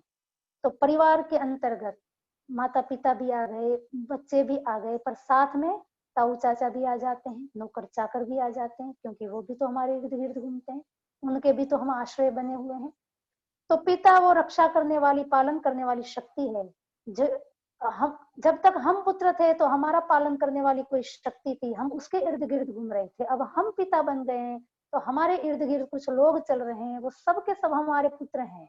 कोई हमारे कोख से जन्म लिया हुआ है, कोई हमारा मानस पुत्र बना हुआ है, कोई हमारा दत्तक लिया हुआ है, कैसे भी, पर वो सारे के सारे हमारे पुत्र। पुत्र उसी को तो कहते हैं जो पिता के ऊपर निर्भर रहता है। तो जो भी हम पे निर्भर है वो सारे के सारे हमारे पिता परिवार के अंतर्गत आते हैं। और परिवार के हर सदस्य का ख्याल रखना, ध्यान रखना, उसको तृप्त करना, उसका तर्पण करना, ये पितृयज्ञ है। नौकर चाकर भी आ जाएंगे, पशु पक्षी तो बलि वैश्व में चले जाते हैं, पर नौकर चाकर हैं और भाई बंधु बांधव ज्ञाति लोग हैं, ये सब के सब हमारे पितृयज्ञ के अंतर्गत आते हैं। तो उनका भी ख्याल रखना है। परिवार में जब हम रहते हैं तो प्रायः शिकायत रहती है कि ननंद मेरी नहीं सुनती है, ननंद मुझे ऐसे टोकती रहती है, जब भी घर पे आती है माँ बेटी मिल करके पता नहीं क्या खिचड़ी पकाते हैं, झगड़े जरूर होते हैं। जेठानी, जब देखो देवरानी जेठानी दोनों मिलके मेरी बुराई करते रहते हैं, मेरे घर में कोई सुनता ही नहीं है। देखो मेरे देवर जी तो देवरानी के लिए चोरी छिपी ऐसी ऐसी चीजें लाते हैं, और मेरे जेठ जी भी जेठानी को इतनी इतनी बढ़िया साड़ियां ला के देते हैं, घुमाने ले जाते हैं। ए मेरा पति भोला शंकर कुछ समझ में नहीं आता, उसको कितना भी कहो सुनता भी नहीं, अंदर अंदर हम दुखी होते रहते हैं।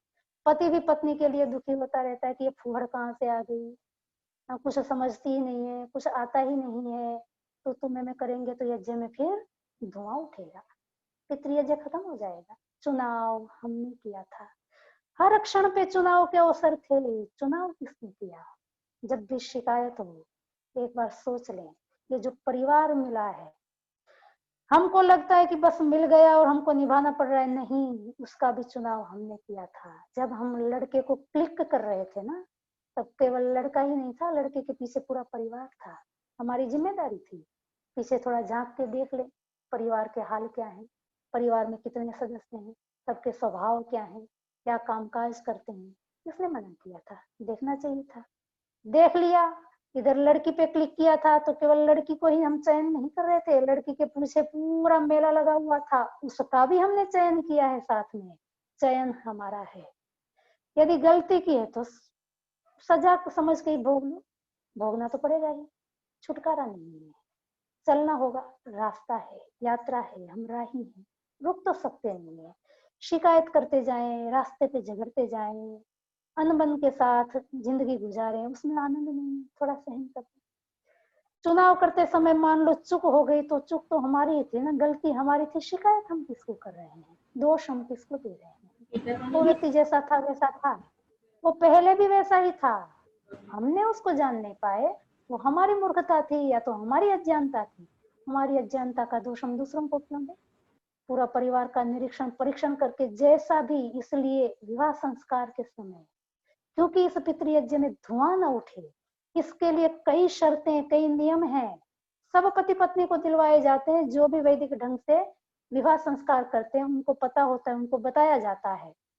उसमें एक शर्त, सबसे पहली शर्त है कि हम पति और पत्नी दोनों ऐसे मिल जाएंगे जैसे दो नदियों का पानी मिल जाता है। दो नदियों का पानी जब मिल गया तो संसार की कोई ताकत नहीं है कि उनको अलग कर सके, कोई नहीं कर सकता। बस ऐसे ही गुण दोष रहित एक नदी का पानी खारा था, दूसरी का मीठा था, गलती से ही सही, अब दोनों मिल गई है तो शिकायत नहीं करना है, दोनों को मिलकर के चलना है। एडजस्टमेंट करें, हर जगह करना पड़ता है, सबको ही करना पड़ता है, कोई हम पहले थोड़ी ना है। सहन करने वाले कष्ट सबके जीवन में है, किसी के जीवन में किसी रूप में है, किसी के जीवन में किसी रूप में है, क्योंकि यात्रा ही ऐसी है। मनुष्य के चोले में जो भी यात्रा होगी उसमें कष्ट तो होंगे ही होंगे। यदि ये कष्ट हमको नहीं चाहिए तो पुण्य कर्म करें, शिकायत बंद करें, यज्ञ शुरू करें और देवता बन जाए, मनुष्यत्व से ऊपर उठ जाएं। पर जब तक मनुष्य है सबके जीवन में खटपट रहेगी। आप ही तो कहते हो दो बर्तन है बजते हैं, म्यूजिक चलता है तो थोड़ा सुन लिया करें, क्यों गालियां दें? क्योंकि हम भी तो सहयोगी हैं, एक हाथ से तो ताली नहीं बजती, कुछ कमी हम में भी है। तो ये जो परिवार को लेकर के हमारे झगड़े होते हैं, फला ऐसा है, ढिकना ऐसा है, इसमें अक्ल नहीं, उसमें अक्ल नहीं, ये चालाक है, बाजी ऐसा है वैसा है, शिकायतें बंद करेंगे। शिकायत कह रही है कि पितृयज्ञ के अंदर आहुतियां गलत डल रही हैं, उस आहुतियों को सुधारे। सब अपना अपना यजन कर रहे हैं, जो भी मान लो कोई गलत काम कर भी रहा है, क्योंकि साथ में चलते हैं, जरूरी नहीं है कि सब सही ही चले, कोई गलत काम कर भी रहा होगा, वो अपना पितृयज्ञ कर रहा है, वो अपने यज्ञ में आहुतियां विकृत डाल रहा है, धुआं उसके यज्ञ में उठेगा, आंखें उसकी जलेगी। हम हमारा यज्ञ क्यों बिगाड़े? हम हमारे यज्ञ के अंदर हमेशा ही शुद्ध विचारों की आहुति डालें, कभी भी अपने विचार को दूषित न करें। यदि हम चाहते हैं कि हम भी सुखी रहें परिवार में, संसार की तो संसार का स्वभाव ही है, चारों ओर कांटे बिखरे हुए हैं, अपने पैरों पे जूती पहन ले, फिर संसार में कितने भी कांटे होंगे, क्या परवाह है हमें, कोई कांटा नहीं चुभेगा। पर हम दूसरों के पैरों में जूती पहनाने की चेष्टा करते हैं, इसलिए समस्या हमको है, वो जूती पहनेगा नहीं, हम पहनाने की पूरी कोशिश करेंगे, कांटे हमको ही चुभने वाले हैं। इसलिए समय क्योंकि हो गया है तो पितृयज्ञ के अंतर्गत ये तीसरा स्तर, हम शिकायत न करें। चुनाव क्योंकि हमने किया है, कभी फिर हम मिलेंगे, विस्तार से बात करेंगे इसके ऊपर। चुनाव हमने किया तो आज एक संकल्प ले ले, जब हम बैठे हैं एक सुमधुर सुरम्य वातावरण में अपने जीवन के निर्माण के लिए, क्योंकि यज्ञ बनाना हम सब चाहते हैं, अपने जीवन में शांति हो, सुख हो, कौन नहीं चाहता है। उसका पहला जो कर्म है, कर्तव्य है कि मन के अंदर जो भी दुर्भाव है वो निकाल दें। जो ऐसी भी परिस्थिति है पारिवारिक, उसको स्वीकार कर लें। स्वीकार करते ही मन शांत हो जाएगा। जो धुआं जल उड़ रहा है ना हमारे जीवन में, वो धुआं शांत हो जाएगा। हमारी यात्रा स्मूथ हो जाएगी। उसी स्थिति में, उसी लोगों के बीच में, उन्हीं संसाधनों में यदि हमने मन को स्वीकार कर लिया और शांत हो गए, हमको इस जीवन में कोई कष्ट बाधा नहीं होगी, लोग चाहे कुछ भी कर लें। इसलिए हम अपने यज्ञ को देखें कि अपने यज्ञ के अंदर हम कैसी आहुति डाल रहे हैं, अपनी पिता की भूमिका हम किस रूप में अदा कर रहे हैं। ठीक तो जितनी हो गई सो हो गई, पर बची हुई जो भूमिका है उसमें हम सजग हो जाएं, सावधान हो जाएं। आहुतियों को सावधानी से डालने की कोशिश करें। शुद्ध आहुतियां डालनी है तो थोड़ी तपस्या होगी, थोड़ी मेहनत पड़ेगी, उसको हम कर लें। किए बिना छुटकारा नहीं है। तो ईश्वर की असीम कृपा हम सब पर बनी रहे। हमारा जो पितृयज्ञ है, हमने जो चुना है, चयन किया है, इस पितृयज्ञ में आज तक तो हमने जैसी आहुतियां डाली वो डाल दी, पर संकल्प करें कि आज से हमारा जीवन यज्ञ बन जाएगा। हम इसके अंदर शुद्ध विचारों की सदा आहुतियां डालते रहेंगे। उसके लिए जो भी कष्ट होगा, जो भी बाधाएं होंगी, प्रसन्नता से सहन करेंगे, वो तप बन जाएगा। और शोर मचाते हुए सहन तो करना ही है। शोर मचाएंगे तो कष्ट बन जाएगा, और प्रसन्नता से सहन करेंगे तो वही परिस्थितियां तप बन जाएगी। कष्ट है वो जीवन को और क्लिष्ट कर देता है, और तप है वो जीवन को हल्का कर देता है, शुद्ध कर देता है, निर्मल कर देता है। जीना तो है ही, यात्री हैं। उस यात्रा के यात्री हैं जहाँ कोई रुकना नहीं है, ठहरना नहीं है, चलना तो है ही। तो फिर इस यज्ञ के जो नियम है, अपने जीवन यज्ञ को सुगंधित बनाते हुए, पवित्र बनाते हुए हम चलें, जिससे कि हम भी सुखी हो जाएं और हमारे आसपास के जो भी लोग हैं, जो भी हमारे पुत्र हैं, जिनके प्रति भी हमारी जिम्मेदारी है, उनको भी सुख मिले, आनंद मिले, प्रसन्नता मिले। इसी भावना के साथ मैं अपनी वाणी को यहीं विराम देती हूँ। ईश्वर की कृपा हम सब पर बनी रहे। हम सदैव यज्ञ कर्म करने में तत्पर रहे। ओम शांति।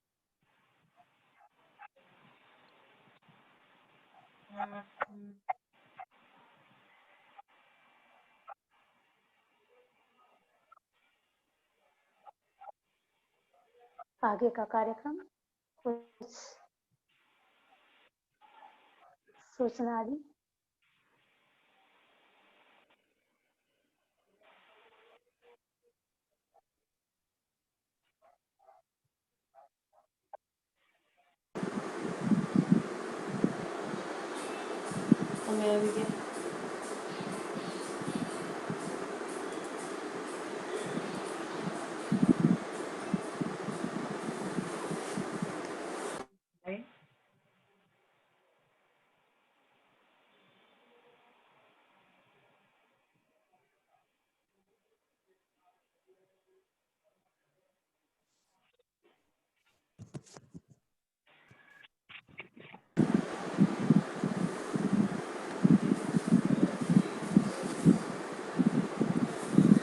बहुत बहुत धन्यवाद आचार्य जी का। अभी मैं दिलीप भाई जी को प्रार्थना करता हूँ कि आप अपने मन के दो शब्द प्रस्तुत करेंगे। श्री दिलीप भाई।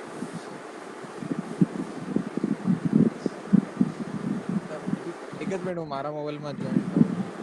મેસેજ આવ્યો, અવાજ નતો આવતો.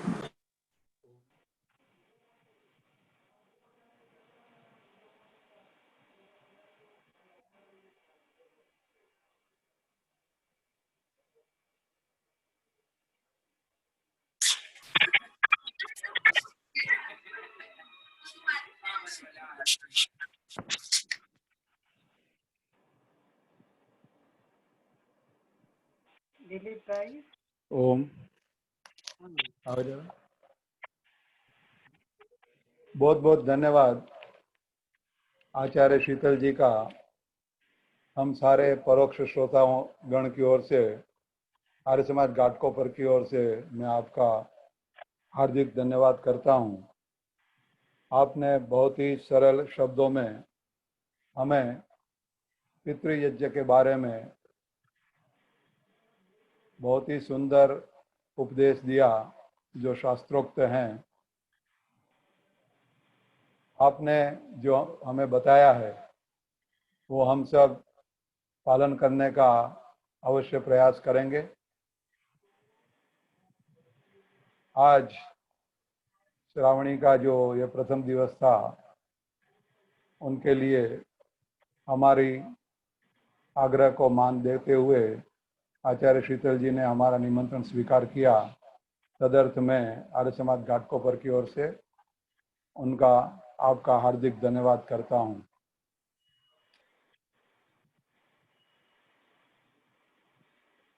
अब आगामी कार्यक्रम के लिए सूचना दूं उससे पहले जैसा कि हमने सोचा है जो हमारे परोक्ष श्रोता हमारे साथ जुड़े हुए हैं उनको आज के इस वक्तव्य के विषय में अपने कोई प्रश्न पूछना है तो वो अवश्य पूछ सकते हैं। तो उनके लिए हमने ये समय निर्धारित किया है 10 मिनट के लिए आप अपने प्रश्नों को रखेंगे। मैं आमंत्रित करता हूं सारे श्रोताओं को जिनको भी प्रश्न हैं वो पूछें। हाथ खड़ा करेंगे। आपके वहाँ पर एक ऑप्शन है हैंड रेज का, उसको दबाएंगे ताकि हम आपको अनम्यूट करेंगे। दिलीप भाई, मेरी आवाज सुनाई दे रही हाँ है? हाँ जी सुन रहा हूँ जया बहन जी। हमारी आचार्य शीतल जी सुबह 3 बजे उठना होता है, तो हाँ जी आचार्य जी आप अगर प्रस्थान करना चाहे तो कर सकते हैं, और अगर आप उपस्थित रहेंगे तो हमारे लिए बहुत आनंद की बात है। तो हाँ, कोई आपत्ति नहीं है, शंका समाधान किसी को करना हो। बहुत बढ़िया, धन्यवाद। जिनको भी प्रश्न है वो हैंड रेज करेंगे।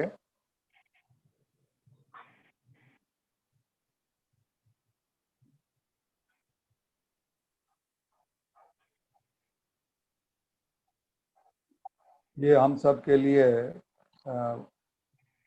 प्रथम परिचय है इस प्रकार की सभाओं में उपस्थित होना, इसका संचालन करना। तो इसमें टेक्निकल जितनी माहिती हमें होनी चाहिए उतनी नहीं है। फिर भी आज का जो युवा वर्ग है हमारा वो इन सारे साधनों से सुपरिचित हैं। तो उन युवाओं से मैं पूछना चाहूँगा जो अभी पितृशक्ति हैं हमारी, जिनके ऊपर जिम्मेदारियां हैं, उनके कोई प्रश्न है तो हम उसको आमंत्रित करते हैं। आचार्य शीतल जी आपको प्रत्युत्तर देगी।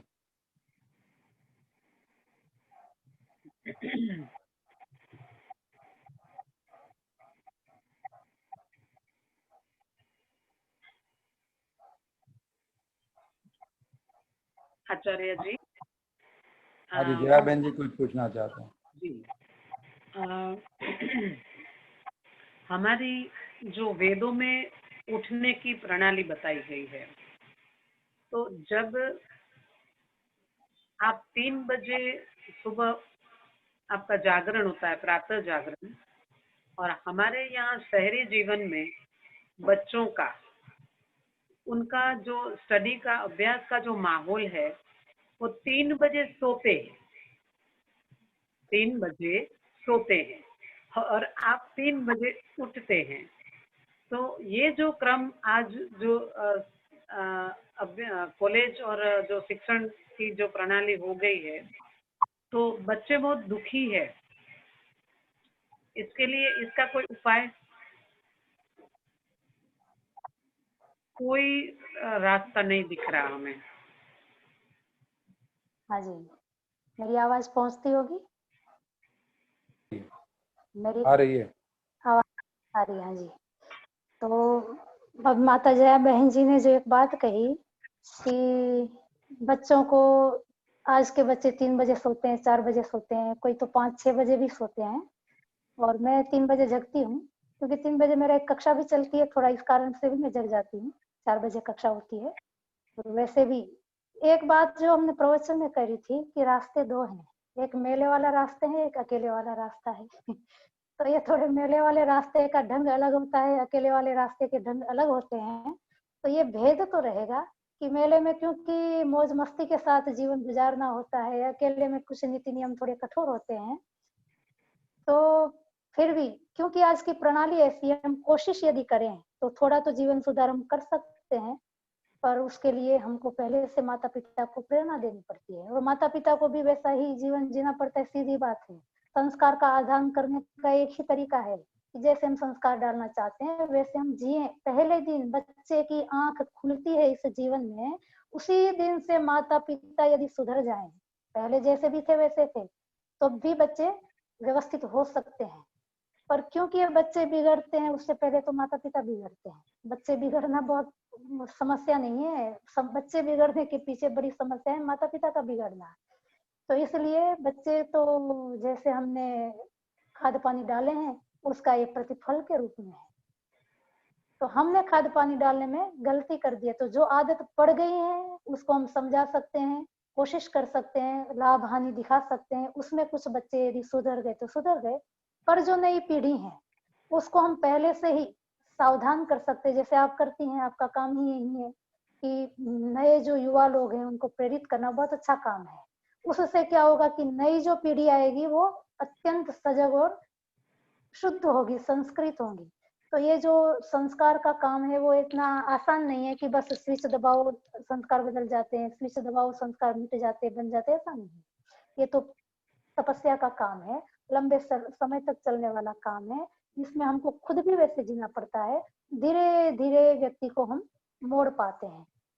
तो इसलिए हिम्मत तो नहीं हारनी चाहिए, प्रेरणा हम जरूर करते रहें, और थोड़ा हम भी परिस्थिति को देखें कि बच्चे जिन परिस्थितियों में जीते हैं, क्योंकि बाहर का माहौल कुछ पढ़ाई लिखाई के जो जैसे कुछ क्लासेस हो सकता है ऑनलाइन क्लासेस चल रहे हैं, देर से भी चलते होंगे, कोई 10 या मुझे नहीं पता है कितने बजे से चल रहे हैं, पर कुछ क्लासेस ऐसे होते हैं, कुछ होमवर्क ज्यादा होते हैं बच्चों के पास, सभी क्लासेस के करने पड़ते हैं, दिन में इतना समय नहीं मिलता है, व्यस्त रहते हैं। तो इसके कारण भी बच्चों को कभी कभी मजबूर हो जाते हैं रात को जगने के लिए। तो हमको भी देखना चाहिए कि बच्चा यदि अपनी इस पैटर्न को बदलने में समर्थ है तो उसको जरूर हम सलाह दें, और नहीं है तो हम भी उसके अनुसार उसके ऊपर दबाव न डालें, क्योंकि वो भी तो मजबूर है। तो कोशिश जरूर करनी चाहिए समझाने की और परिस्थितियों के अनुसार ढलने की। और जनरेशन गैप वाली समस्या है, क्योंकि जनरेशन बदलती है, स्थितियां बदलती हैं, परिस्थितियां बदलती हैं, तो हम जैसे थे वैसे ही अगली जनरेशन हो ये तो कभी संभव है ही नहीं, क्योंकि हम भी हमारे माता पिता की जनरेशन के हिसाब से नहीं जी रहे हैं। तो थोड़ा जनरेशन के साथ साथ कुछ परिवर्तन होते हैं, वो हमको स्वीकार करने होते हैं। बाकी ये संस्कारों की बात धीरे धीरे आधान करने की है, डालने की है, उसमें माता पिता को पहले सुधरना है और बच्चे को भी समझाते जाएं, अपना भी। मैंने क्योंकि एक पति पत्नी ऐसे भी देखे हैं, जब मैं पढ़ती थी 12वीं कक्षा में, तो वेकेशन के समय हॉस्टल बंद हो गई थी, बाहर कमरा लेके रहना था 1 महीना। तो जिस घर में मैं रहती थी, मेरे साथ एक लड़की और भी थी, उस घर में पति पत्नी और एक लड़की 3 जने रहते थे। अब लड़की को सुबह 4 बजे जगा देते पढ़ने के लिए, वो 10th में थी, 10वीं की परीक्षा देनी थी, तो बोर्ड की परीक्षा में बच्चे को मेहनत ज्यादा करनी होती है, तो बच्चे को जगा देते थे 4 बजे, फिर अपनी भी सो जाते थे, बच्चे भी सो जाती थी। तो बच्चे को जगाना है तो खुद भी तो जगना पड़ेगा, बच्चे को सुलाना है तो खुद भी सोना पड़ेगा। ऐसा नहीं हो सकता कि हम बच्चे को कहते रहे तू ये करो, बच्चा करता जाए, ऐसा संभव नहीं है। कोई कोई बच्चे होते हैं ऐसे, वो जिनके संस्कार होते हैं। बाकी बच्चों के साथ हमको भी अपने जीवनचर्या को सुधारना चाहिए, तो संभव प्रयास करना चाहिए, बच्चों को समझाना चाहिए और लाभ हानि हमको दिखानी चाहिए। बाकी तो जैसे संस्कार हमने बच्चों के डाले हैं और जैसे संस्कार लेकर के वो आया है, उसका प्रभाव ज्यादा रहेगा हमारी सलाह की अपेक्षा से, पर हमको हमारा कर्तव्य फिर भी निभाते रहना चाहिए, उसमें हमको हताश निराश नहीं होना चाहिए। हाँ जी, बहुत बढ़िया। दिलीप भाई। हाँ जी, बहुत उत्तम प्रत्युत्तर। जैसा बोएंगे वैसा ही काटना है, यही नियम सर्वत्र हैं। जैसे संस्कार हमने दिए हैं, और ये आज एक नई बात बहुत अच्छी जानने को मिली कि जब पति पत्नी एक दूसरे का हाथ पकड़ते हैं, तब से ही पितृशक्ति प्रारंभ हो जाती है। और वहीं से जो आने वाली संतान है उनके संस्कारों का चयन माता पिता की ओर से होना प्रारंभ हो जाता है। तो अच्छी बात है, जितना प्रयास हमें करना चाहिए जरूर करना चाहिए, और बदलती हुई परिस्थितियों को देखते हुए, जिसको बोलते हैं बांध छोड़ करते हुए भी अपने अपने परिवार को ठीक ठीक मार्गदर्शन देना हम सब पितृ का कर्तव्य है। मैं हाँ कमला बहन को, हाँ जी, एक बहन जी पूछना चाहती हैं, कमला जी। हाँ बोलिए कमला जी।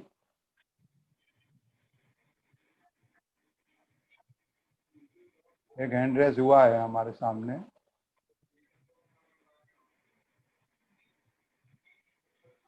कमला जी आप बोलिए।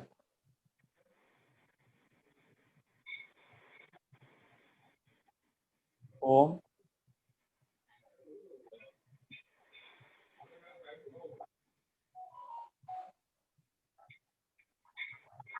शायद उनका आवाज नहीं आ रहा है, आप अनम्यूट कीजिए।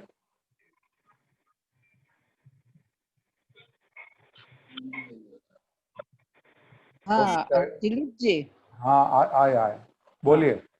मैं पितृ सेवा के सिवा अलग क्वेश्चन पूछ सकती हूँ? हाँ आचार्य जी है, हाँ जरूर जवाब देंगे आचार्य जी। मेरे को पूछने का है, ये जो लोग दिया जलाते हैं और घंटी जो बजाती है उसका इम्पोर्टेंस क्या है? शीतल जी आपने सुना? हाँ जी, आवाज आ रही है?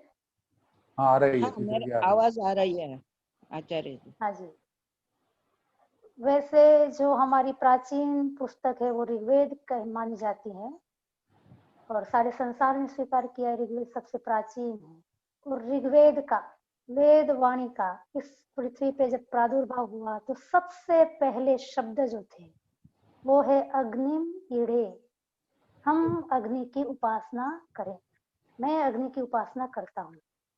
पहला ही आदेश ईश्वर की ओर से जो हमको मिला है, आदेश कहें उपदेश कहें, वो है कि हम अग्नि के उपासक बने। तो अग्नि के उपासक तो बनने के लिए यज्ञ करना था। शास्त्र ने विधान तो यज्ञ का किया है अग्नि की उपासना करने के लिए, पर काल क्रम से विकृति आती गई। महाभारत के बाद महाभारत तक तो आपको हमको केवल वैदिक संस्कृति ही मिलती है, उससे पहले कोई और संस्कृतियां थी ही नहीं, और संप्रदाय नहीं थे, जाति पंथ नहीं थे, सबके सब लगभग 4-5 हजार के कालखंड में ही उत्पन्न हुए हैं। प्राचीन सनातन जो धर्म है आज भी वो है वैदिक धर्म, और वैदिक धर्म के अंदर अग्नि की उपासना सभी मनुष्यों का कर्तव्य है, और वो यज्ञ के रूप में की जाती थी। अब अपभ्रंश कुछ परिवर्तन होते होते होते वो अग्नि घिसती गई, अब ये दिए के रूप में आ गई, कहीं मोमबत्ती के रूप में आ गई, कहीं वो अगरबत्ती के रूप में आ गई, पर है अभी भी अग्नि। आप मस्जिद में जाओगे अग्नि मिलेगी, आप गुरुद्वारे में जाओगे अग्नि मिलेगी, आप चर्च में जाओगे अग्नि मिलेगी, मंदिर में जाओगे अग्नि मिलेगी। तो ये जो दिया है वो प्रतीक है कि हम अग्नि के उपासक हैं, इस बात को याद दिलाने का। तो वैसे तो दिया अग्निहोत्र वाला जलाना था, पर लोग भूल गए, कोई बताने वाला नहीं था। तो अग्नि की उपासना हमारे, क्योंकि हिंदू जो भी हैं, वो हिंदू क्या पूरी मानव जाति जाने अनजाने में वो अग्नि की उपासना कर रही है, क्योंकि स्वाभाविक है। तो वो जो दिया हम जलाते हैं वो वैसे अग्नि की उपासना का प्रतीक है। करना तो यज्ञ चाहिए, पर आज दिए के रूप में, क्योंकि जानकारी के अभाव में दिए के रूप में वो चल रहा है। और बाकी जो घंटी बजाते हैं, तो घंटी बजाने का विधान तो कहीं शास्त्र में नहीं है। बाकी उससे एक मधुर ध्वनि उत्पन्न होती है, या तो मन प्रसन्न हो जाता है, क्योंकि मधुरता का प्रभाव, वो मधुरता चाहे स्पर्श की हो, वो मधुरता चाहे स्वाद की हो, वो मधुरता चाहे गंध की, जिस किसी की भी हो, मधुरता हमेशा ही मन को प्रसन्न रखती है। तो घंटी की आवाज मीठी होती है, तो तो मीठी आवाज सुनते हैं तो मन प्रसन्न रहता है, प्रसन्न होता है तो उपासना अच्छी रहती है, मन एकाग्र अच्छा हो जाता है, भगवान का नाम लेने में आनंद आता है। तो ये क्योंकि घंटी को भगवान की आरती के साथ जोड़ दिया है, तो भगवान के नाम के साथ जोड़ दिया है, वैसे घंटी का कोई विधान है नहीं। बाकी एक मधुरता के कारण प्रसन्नता को उत्पन्न करने के लिए हो सकता है लोगों ने बीच के काल में जोड़ा हो, बाकी घंटी बजाना अनिवार्य नहीं है। और दिया जो है वो यज्ञ का प्रतीक के रूप में अपभ्रंश है, वैसे दिया के बजाय अग्निहोत्र करना चाहिए, पर आज उसके अपभ्रंश के रूप में दिया लोग जलाते हैं। नहीं, बाकी दिए का हाँ जी, और दिए जलाने से क्या ये जो जर्म्स जो है ऐसे वो कम हो जाता है हाँ कुछ दिया जलाने बैक्टीरिया से? हाँ जी, दिए में भी आप घी का दिया जलाते हो, सरसों का जलाते हो, तेल का जलाते हो, अलग अलग दिए के विधान है। तो सरसों का जलाते हैं तो उसका अलग लाभ है, क्योंकि सरसों का तेल जो है ये सब औषधियां हैं। तिल का तेल औषधि है, घी एक बहुत अच्छी उत्तम औषधि है। तो इसका प्रभाव ये जो अपने जम्स जो हैं कि बैक्टीरिया आदि जो हैं उनके ऊपर उनका प्रभाव है, पर किसका कितना प्रभाव है, कितनी मात्रा में, उसकी जानकारी तो मुझे नहीं है। बाकी एक बात तो आयुर्वेद के अंदर बताते हैं कि जो जच्चा होती है, जो अभी बच्चे को जिसने जन्म दिया है, ऐसी जो स्त्री है, महिला है, उसके कमरे के अंदर सरसों का दिया अखंड जलना चाहिए। उससे बैक्टीरिया जो उसके आसपास जो बैक्टीरिया होते हैं वो इसके दिए से खत्म हो जाते हैं। वो दिए जो सरसों का दिया जलता है तो उससे एक जो भाप बनती है, वो भाप जो है वो जम्स को खत्म कर देती है। तो ये जच्चा के कमरे में सरसों का दिया जलाने का विधान है, लगातार वो सरसों का दिया जलाए रखना चाहिए, ऐसा विधान आयुर्वेद के अंदर मिलता है। तो ये प्रभाव तो पड़ता है, घी का दिया है, वातावरण को शुद्ध करता है, ऑक्सीजन देता है, सब बताया जाता है, तो तिल आदि का प्रभाव रहता है। तो ये तो प्रभाव इनका है, पर भगवान के आराधना के नाम पर जो दिए जलाए जाते हैं उनका विधान शास्त्रों में नहीं है। वातावरण की शुद्धि के लिए तो आप जला सकते हैं। नमस्ते, थैंक यू। हाँ जी, नमस्ते। धन्यवाद आचार्य जी आपका। आपने बहुत ही सुंदर शब्दों में शंका का निराकरण किया है। सभी श्रोताओं की ओर से, आर्य समाज घाटकोपर की ओर से, आर्य महिला समाज की ओर से, और जो हमारा आर्य पावरफुल जो ग्रुप हैं, युवा पावरफुल ग्रुप, उनकी तरफ से हम सब आपका आभार प्रदर्शित करते हैं। आपने अपना अमूल्य समय दिया हमें। ईश्वर आपके ज्ञान विज्ञान को सर्वत्र फैलाने की शक्ति प्रदान करे। जैसे आपने पहले कहा कि आप 4 दीवारों के अंदर निर्माण का कार्य कर रहे हैं, लेकिन अभी क्योंकि ये साधन उपलब्ध हैं तो कभी कभी हम आपका मार्गदर्शन चाहेंगे, तो आप हमें जरूर अवगत कराते रहिए, ऐसी मैं कामना करता हूँ। अब कल के जो हमारे मुख्य वक्ता हैं आचार्य योगेश जी, वह युवक युवतियों को विशेष रूप से संबोधित करेंगे और उनका विषय होगा युवा कौन। इसको हम युवा मानेंगे। युवा में कौन से गुण होने चाहिए जिससे उसको युवा कहा जा सके। तो इन सारे विषयों को लेकर कल हमारे बीच में आचार्य योगेश जी आएंगे। मैं आप सभी से प्रार्थना करूंगा, जैसे आज आपने अपना अमूल्य समय देकर इस कार्यक्रम की शोभा बढ़ाई है और आप जुड़े हैं, और हमें कहते हुए आनंद होता है कि 100 के करीब वहाँ पर पहुँच गए थे। आगे कई लोगों को शुरू में निराश होना पड़ा है, क्योंकि ये जो वर्जन है उसमें 100 पार्टिसिपेंट हो सकते हैं। तो 100 तक पहुँच गए थे, फिर 97, 96 तक रहे हैं, और आप सब ने समय दिया। मैं पुनः आपका धन्यवाद करता हूँ। इसी प्रकार कल हम जुड़ेंगे। अब शांति पाठ के बाद आज की इस सभा को हम यहीं विराम करेंगे।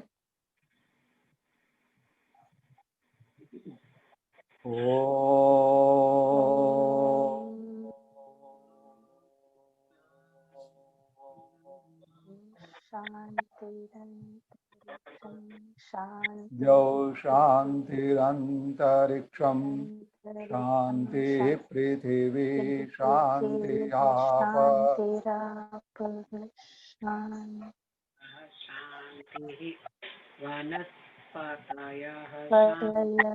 शांति विश्वे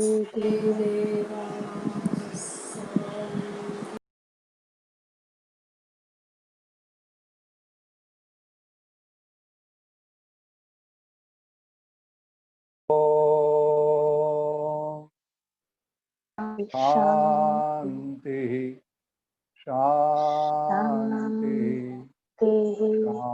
शांति ओम। सर्वेभ्यो नमः। सबको सादर नमस्ते। सभी का बहुत बहुत धन्यवाद। सभी को सादर नमस्ते।